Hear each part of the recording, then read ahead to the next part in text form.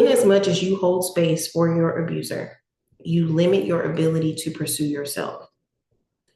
The attachment that you have to an abusive mother is a tether that ensures no matter how far you go on your low contact journey, you have to come back to the place where you are served disrespect, neglect, rejection, abandonment, etc.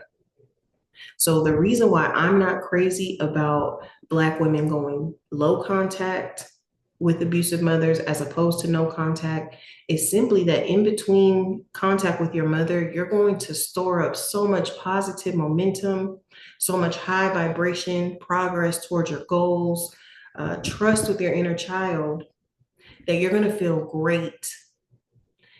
And when you get back in contact with her, all of a sudden you'll be snatched back from that progress you've made into that place of feeling like a little girl again, feeling uncertain and empty. And despite yourself, you will seek her validation.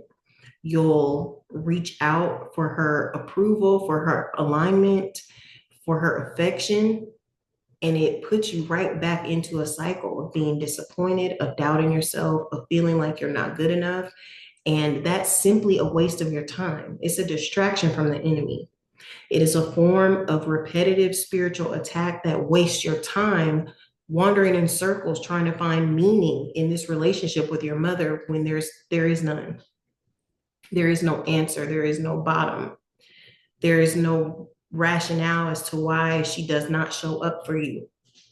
So instead of going in circles, trying to solve her problems, trying to get to the bottom of her neuroses, free yourself from that cycle, untie that tether so that you can go the distance of your own potential.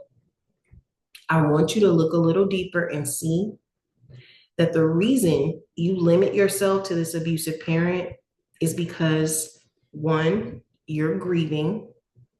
You know that if you release yourself from her limitations and pursue your own potential, you will go so far away from her that you may never cross paths with her again. And I mean physically, spiritually, energetically, you're going to evolve into a person who has nothing to do with her, with your family system even. You realize on a intuitive level, on a deeply rooted spiritual level, perhaps even maybe your inner child is the one telling it to you, that if you become the woman you're able to be, who shines her light to its fullest potential, you are going to be completely separated from everyone that raised you.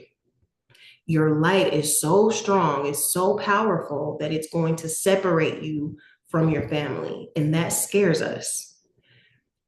Number two, you are afraid. You're afraid that you're going to shine your light so brightly, so irrevocably, that you are going to utterly disappoint your family system. You realize that because your parents, your siblings, aunts and uncles may love you, they may want to see you win, but only to an extent, only to the extent that makes them comfortable. You know that if you go beyond the bounds of your plantation, you're going to disappoint your family with your freedom. And I invite you to see that so that you can realize that's no reason to stay stuck. I encourage you. I advocate for the woman that you will become when you upgrade your bare minimum to include respect, period. I am holding space for the woman you will be when you decide to no longer allow disrespect in your life, period. You no longer allow abusers in your world, period. And it may sound basic to some, but when it's your mother that we're talking about, it hits close to home and we start to make compromises. We start to allow doubt and shame and fear to influence us into shrinking, into staying small, into turning a blind eye to the truth of what we're accepting for ourselves. And I just want you to know that it's okay. to step into the light of your truth and not allow anyone to come into your space that makes you feel unsafe, even if that's your mother. Even if it's your entire family, no contact is going to allow you to go the full distance of your potential without ever having to double back, to shrink and be anyone's victim. The world is waiting for you to take the throne of creation in your full height of divine power, and you won't get there if you're settling for less. So I just wanted to add that I am being continually fed by the conversation that we had last night. I'm sure I will be for days. So I just wanted to express that message. Thank you again, Dr. Kimani, for having me over on the panel. And I look forward to next time. As always, thank you for tuning in. I'm Dani Ellison, and I hope this helps.